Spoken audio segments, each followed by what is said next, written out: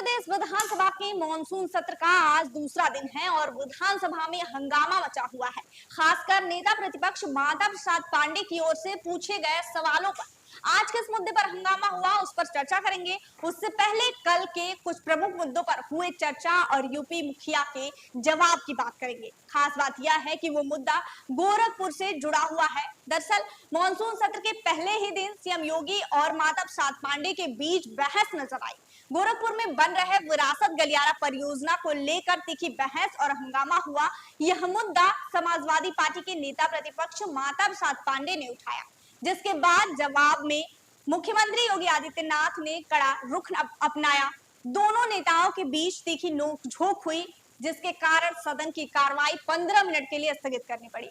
आइए इस घटना और दोनों नेताओं के बीच बयानों को विस्तार से समझते हैं।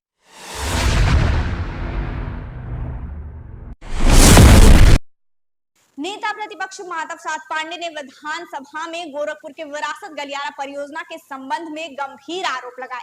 उन्होंने अपने वक्तव्य के दौरान हाल ही में गोरखपुर में हुए उनके साथ विरोध की घटना को याद करते हुए कहा कि सपा के राष्ट्रीय अध्यक्ष अखिलेश यादव के निर्देश पर वे गोरखपुर के व्यापारियों से मिलने गए थे, जिनकी दुकानें विरासत गलियारा परियोजना के तहत तोड़ी जा रही हैं। व्यापारियों ने शिकायत की थी कि उन्हें उचित मुआवजा नहीं मिल रहा है। माता प्रसाद पांडे ने बताया कि उनके गोरखपुर दौरे के दौरान पांडे हाता और जटाशंकर चौराहे पर उनके साथ अभद्र व्यवहार हुआ। उनकी गाड़ी को रोका गया, बोनट पीटा गया और भद्दे नारे लगाए गए। उन्होंने आरोप लगाया कि पुलिस मूक दर्शक बनी रही और उनकी गाड़ी से खींचने की कोशिश की गई। वहीं उन्होंने लोकतंत्र पर सवाल उठाते हुए और सीएम योगी पर निशाना साधते हुए कहा कि मुख्यमंत्री योगी आदित्यनाथ के गृह क्षेत्र में इस तरह का व्यवहार लोकतंत्र के लिए ठीक नहीं है। उन्होंने मांग की कि इस घटना की निष्पक्ष जांच हो और दोषियों पर कार्रवाई की जाए। हमारे राष्ट्रीय नेता से मिले, उन्होंने कहा कि हमारी दुकानें गिराई जा रही हैं, मुआवजा की बात नहीं हो रही। उन्होंने हमें कहा कि आप जाइए, उनसे मिलिए, उनकी क्या समस्याएं हैं सुन के आके हमको बताइए। मैं यहाँ से अपने नेता प्रतिपक्ष विधान परिषद के साथ जा रहा था तो रास्ते में सीहा पार से ही कार्रवाई शुरू हो गई, क्योंकि जो पुलिस की गाड़ी लगाई गई थी कि आगे चलेगी, वो पीछे हो गई। मैंने कहा भाई क्यों पीछे हो रहे हो, आगे क्यों नहीं चल रहे हो? तो कहा मेरी गाड़ी खराब है। मैं सर्किट हाउस गया, वहाँ कोई बात नहीं हुई, लेकिन जब पाड़े हाथा पहुँचा तो आपके पार्टी के लोग, अगर पुलिस रोक देती तो कोई बर्तवा नहीं था। मैं संभल जाना चाहता था, आपने रोक दिया, मैं रुक गया। बहराइच जाना चाहता था, आपने रोक दिया, मैं रुक गया। आपके पार्टी के कार्यकर्ता वहाँ खड़े होकर के भटे भद्दे नारे लगा रहे थे, रोक रहे थे। हमारे आगे जो दो गाड़ी चल रही थी उसको तोड़ भी दिया। इसके बाद जब हम लोगों ने अपने लोगों को समझाया, हाँ कुछ मत बोलो, झगड़ा करने लड़ाई करने का अवसर नहीं, हम धरने पर बैठ गए। वहीं दूसरी तरफ मुख्यमंत्री योगी आदित्यनाथ ने माता प्रसाद पांडे के आरोपों का जवाब देते हुए समाजवादी पार्टी पर तीखा हमला बोला और परियोजना का बचाव भी किया। योगी ने कहा कि सपा और लोकतंत्र नदी के दो अलग अलग छोर हैं। सपा को लोकतंत्र की बात करना शोभा नहीं देता। उन्होंने सपा के शासनकाल में कथित अराजकता और गुंडा टैक्स का जिक्र भी किया।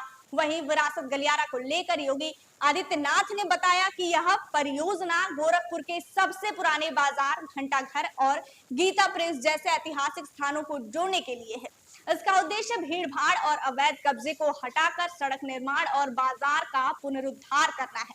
उन्होंने कहा कि 3 दिन पहले उन्होंने स्वयं व्यापारियों से मुलाकात की और मुआवजे का आश्वासन दिया। इतना ही नहीं, सीएम योगी ने माता प्रसाद पांडे को वरिष्ठ नेता बताते हुए तंज कसा और कहा कि कुछ लोग उनके कंधे पर बंदूक रखकर निशाना साध रहे हैं। उन्होंने कहा कि आपको इस उम्र में ऐसा नहीं होने देना चाहिए। इसके अलावा योगी आदित्यनाथ ने दावा किया कि पांडे का विरोध बीजेपी ने नहीं बल्कि गोरखपुर के व्यापारियों ने किया, क्योंकि सपा के शासनकाल में व्यापारियों को गुंडा टैक्स और भय का सामना करना पड़ा था। उन्होंने कहा कि व्यापारियों ने आपका सम्मान किया, अगर कोई और होता तो जवाब और कड़ा होता। इसके अलावा योगी ने सपा पर भी संभल, बहराइच और गोरखपुर के विकास कार्यों में बाधा डालने का आरोप लगाया। संभल हो, बहराइच हो या गोरखपुर, ये समाजवादी पार्टी हर जगह यही करती है।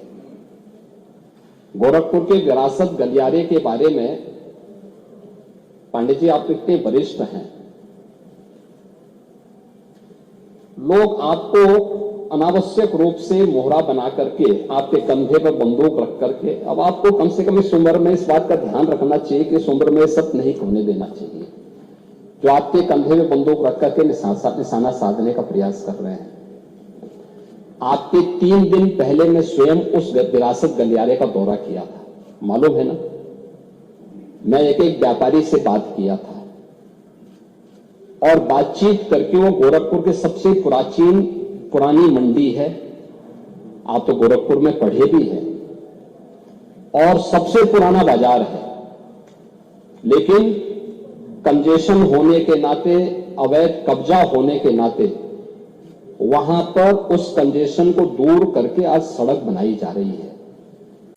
हालांकि सीएम योगी के जवाब के बाद नाराजगी जताते हुए माता प्रसाद पांडे यह कहते हुए नजर आए कि सदन धमकी से नहीं चलता, सरकारें आती जाती रहती हैं। उन्होंने यह भी कहा कि अगर वे दोषी हैं तो उन पर कार्रवाई हो, अन्यथा दोषियों को सजा मिले।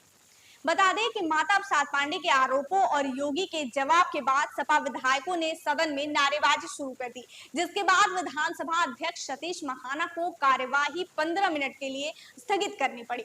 वहीं संसदीय कार्य मंत्री सुरेश खन्ना ने भी पांडे को आरोपों का खारिज किया, राजनीति से प्रेरित बताया और जांच की मांग को खारिज कर दिया। कुल मिलाकर मानसून सत्र के पहले दिन गोरखपुर विरासत गलियारा मुद्दा यूपी विधानसभा में सत्ता और विपक्ष के बीच तीखी राजनीतिक जंग का कारण बना। एक तरफ माता प्रसाद पांडे ने लोकतंत्र और बदसलूकी का मुद्दा उठाकर सरकार को घेरने की कोशिश की, जबकि योगी ने सपा पर विकास विरोधी होने और व्यापारियों के शोषण करने का आरोप लगाकर पलटवार किया। इस हंगामे ने सत्र के पहले ही दिन कार्रवाई को प्रभावित किया था। वहीं अब दूसरे दिन के प्रमुख मुद्दे की बात करें तो फतेहपुर में 11 अगस्त को हुए मकबरा और मंदिर विवाद को लेकर फिर नेता प्रतिपक्ष माता प्रसाद पांडे का सरकार को घेरते नजर आए।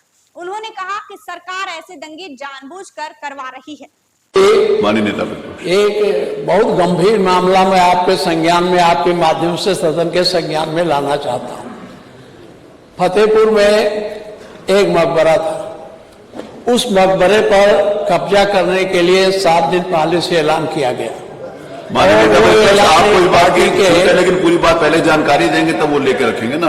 आपको पहले जानकारी देते तो अरे मैं अभी जल्दी कहा है तो कहा वो जानकारी उनके पास होगी। सरकार को कल से माहौल चल रहा है। मैंने खुद पूछा था गृह सचिव से, उन्होंने बताया साहब वो एक संगठित ढंग से एक पार्टी के नेता ने ऐलान किया कि यह मकबरा हिंदुओं का है, हम इस पर कब्जा करेंगे, और भारी संख्या में लोगों को लेकर कहा है हम इस पर कब्जा करेंगे, और भारी संख्या में लोगों को लेकर वहां आए। ये सही है कि पुलिस ने उसकी बैरिकेडिंग की, लेकिन बैरिकेडिंग के बाद जितनी पुलिस की आवश्यकता थी वहां रोकने के लिए वो नहीं था। ये लोग आए और हल्ला करते हुए पुलिस को धक्का मुक्की देकर उसमें घुस गए और तोड़ फोड़ किया। इससे सांप्रदायिक सौहार्द बिगाड़ने की कोशिश भारतीय जनता पार्टी की सरकार कर रही है। ये नहीं चाहती है कि उत्तर प्रदेश में शांति व्यवस्था बनी रहे। ये केवल यही नहीं, मेरे यहाँ एक 2.0 हेक्टेयर में छोटा सा बाजार था और आपके नेता ने जबरदस्ती उसको उजड़वा दिया। तो ये एक परिपाटी चल गई है कि मुस्लिम मदरसों को तोड़ो, मुस्लिम मकबरों को तोड़ो, जिससे सांप्रदायिक सद्भाव बिगड़े और एक पक्षीय राजनीति इनकी चल सके। इसलिए माननीय मैंने इस पर आपके माध्यम से सदन का ध्यान आकृष्ट किया। सरकार के पास कोई बयान हो तो बतावें क्या हो रहा है वहां।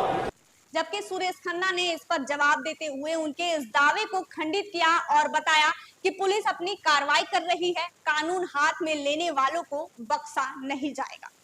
मंत्री ये इसमें सरकार का और कोई सरकारी तंत्र का किसी प्रकार से इन्वॉल्वमेंट नहीं है। हम इस बात का पूरी तरीके से खंडन करते हैं मानवा। अरे सुनिए ना, सुनिए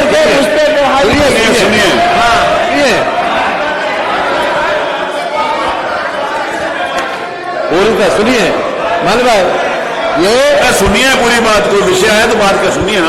माननीय नेता विपक्ष ने जो विषय उठाया उसके बाद उत्तर भी तो सुनिए। आप जवाब सुनिए तो सही, पूरी अगर कोई विषय है तो आनंद जी बताइए। इसमें क्राइम नंबर 300। अरे सुनिए ना पूरी बात। आपने विषय उठाया तो उत्तर भी तो सुनिए, सरकार का पक्ष भी तो सुनिए। क्राइम नंबर 319, अरे बैठिए। थाना कोतवाली फतेहपुर 11/8/2021 को शाम को 6:21 पर इस पर रिपोर्ट लिखी गई। रिपोर्ट लिखी गई और ये 11 लोगों के नामजद रिपोर्ट है, और नहीं 10 लोगों के नामजद है और 11वां 150 लोग अज्ञात। इसमें ज्ञान नामजद रिपोर्ट है मानव, हम नाम पहले दे रहे हैं मानवा। ये क्राइम नंबर बता दिया और धारा बता दें। भारतीय न्याय संहिता 190, 191(2), भारतीय न्याय संहिता BNS 191(3), भारतीय न्याय संहिता BNS 301, 196, आपराधिक कानून संशोधन 7 क्रिमिनल लॉ अमेंडमेंट एक्ट 7, सार्वजनिक संपत्ति नुकसान निवारण अधिनियम 2 और सार्वजनिक संपत्ति नुकसान निवारण अधिनियम 3। ये अपने आप में कल की जो घटना थी बाकायदा इस पर रिपोर्ट पंजीकृत हुई और पूरी तरीके से कानून अपना काम करेगा। जो भी कानून को अपने हाथ में लेने की कोशिश करेगा, जो भी कानून को अपने हाथ में लेने की कोशिश करेगा, उसको न्यायिक प्रक्रिया के तहत दंड जरूर मिलेगा, जरूर मिलेगा। खबर है कि विपक्ष इस जवाब से संतुष्ट नहीं हुआ, जिसके बाद विरोध शुरू हो गया, जिसके बाद कल सुबह 11 बजे तक विधानसभा की कार्रवाई स्थगित करनी पड़ी। अभी के लिए बस इतना ही। देखते रहिए बेधड़क खबर।